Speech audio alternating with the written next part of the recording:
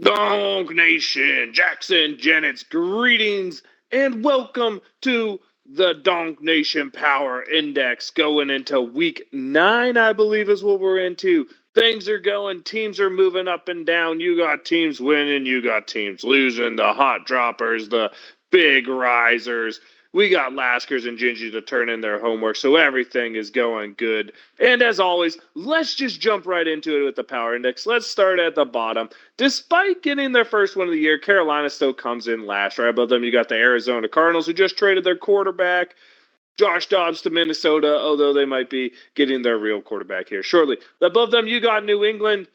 Things just aren't working well. Looked like they might have a chance against Miami, and then it happened. The Giants, I believe, just lost to the Jets, so that's that. Chicago needs to get back Fields to evaluate. Above them, you got the Vegas Raiders. No more Josh McDaniels. He gets fired again as the dude just can't seem to be a head coach. Above them, you got Washington. Things are not working well there defensively at all, and they traded their two best pass rushers. Above them, you got Green Bay. Clock starting to tick on whether or not Jordan Love is the answer. Above them, you got Denver, a couple-game winning streak. Maybe they got something going on out there in the Mile High City. Above them, you got the Indianapolis Colts. Gardner Minshew scores a lot of points, but the team's giving up a lot of points. I believe worst in the league in defense right now. Next, you have the Rams. Things aren't working out well, and they might have just lost two quarterbacks, a backup Stenson Bennett, and, of course, starter Matthew Stafford might be out. Above that, you got Tennessee, but they're on the rise. Will Levis comes in and throws 4 touchdowns. That was something to see. Not exactly what was expected, but it's good for Tennessee. I guess they got Pittsburgh here tonight. Above that, you got Atlanta. They're the team that lost to Tennessee. You want to win that division, you got to get it going. Tampa Bay, a loss on fake football on Thursday. Have a pretty good defense. The offense needs to start stepping it up there. Right above that, you got the Chargers. Things finally seem to get going offensively for them, and they get a big W to move them closer to the playoff talk in the AFC. Next, you have Pittsburgh, another demoralizing defeat, a team that stands at 4-3, really is a mid-pack defense, according to stats, about 18th in the league in points, and a bottom-tier offense at 29. Need to get some offensive identity, need to get some defensive identity to get going forward for the Steelers. Above that, you got Houston coming off giving Carolina their first win of the year. A team that seems to be a little bit Jekyll and Hyde, not surprised with a young coach, young roster, young quarterback. Above that, we finally make it to the top 15. You got New Orleans coming off a big win, looking like they might now be the team to win the NFC South. 14, you got the Bengals scoring 30 points on the Niners is no easy task, but the Bengals need to show they can beat someone other than an NFC West football team. Above that, you got Minnesota at 13. Just lost Kirk Cousins, though. Oh, this could be a bad one for them. This might be a team that's trending down as they are literally the average football team. 14th in the league in points scored and 16th or 15th in points allowed. The Jets, off a big win against the Giants, move up to 12, and that's boosted by a top 10 scoring defense. At number 11, just missing the top 10 is the Seattle Seahawks. You know, they just got to play a little better. They're outside the top 10 in both offense and defense, and in wins just outside the top 10. And I think they're 11th in both offense and defensive points. That's kind of fun. Now let's get into the Power Index top 10. You got the Browns breaking in at number 10 as they are very good at points against expected. That's what they do well. That proves them into number 10. And who knows who's going to be their quarterback, but they play pretty good defense. Above them, you got the Miami Dolphins. Great at offense, not so good at defense. That's why they're down here in the 9 slot.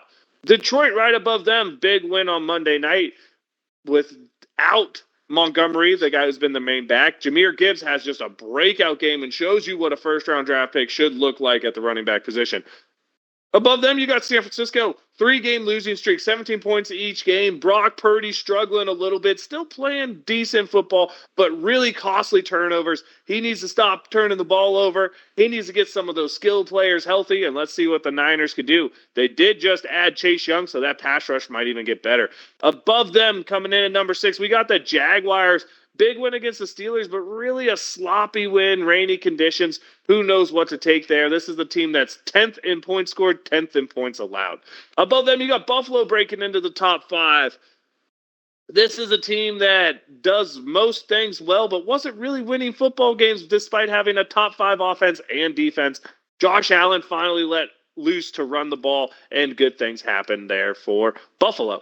Above them, you got the Philadelphia Eagles. I know they have the best record in football, but that defense right now is struggling something fierce compared to what it did. It just gave up 31 points to Washington, a tight win. That's what they're good at, and they got it done. Jalen Hurts played clean football. That's what you need there. Kansas City, up at number 3, is buoyed by the number 2 defense, as their offense is not top 10 in points right now. Kind of surprising to see Mahomes not have a top 10 offense. Really surprising I didn't see, with a lot of the names being mentioned as available wide receivers, that the Chiefs didn't go out and get someone before the trade deadline. Number 2, you got the Dallas Cowboys, second in offense, fourth in defense, points against expected, they're third best in the league.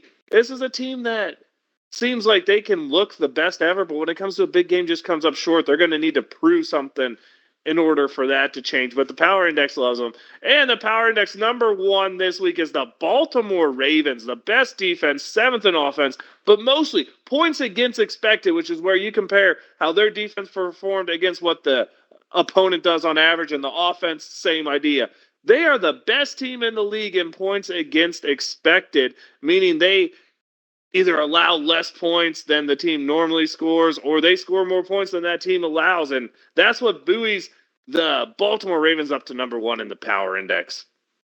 So that means your biggest movers this week were the Minnesota Vikings, going up 8 slots. Even though they lost their quarterback, they had a big jump this week. And you had the Atlanta Falcons crashing down 6 spots this week. Now let's get to Gingy and Lasker's power rankings. Gingy from top to bottom, we'll go 10 through 6 right now. Seattle, Buffalo, Jacksonville, Baltimore, San Francisco. Gingy showing no love to the Ravens. And the reason I'm going to call Gingy and Laskers here on this one, no love to the Ravens, but you both have a Detroit team at number 3 that got absolutely outclassed and manhandled by the Baltimore Ravens.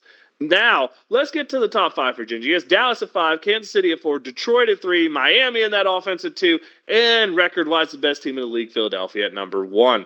Laskers, we start at the bottom. He has San Francisco, a sliding team. Buffalo, Seattle, Baltimore, Dallas at 7 and Baltimore at 6. Again, though, Detroit above Baltimore just confuses me, guys.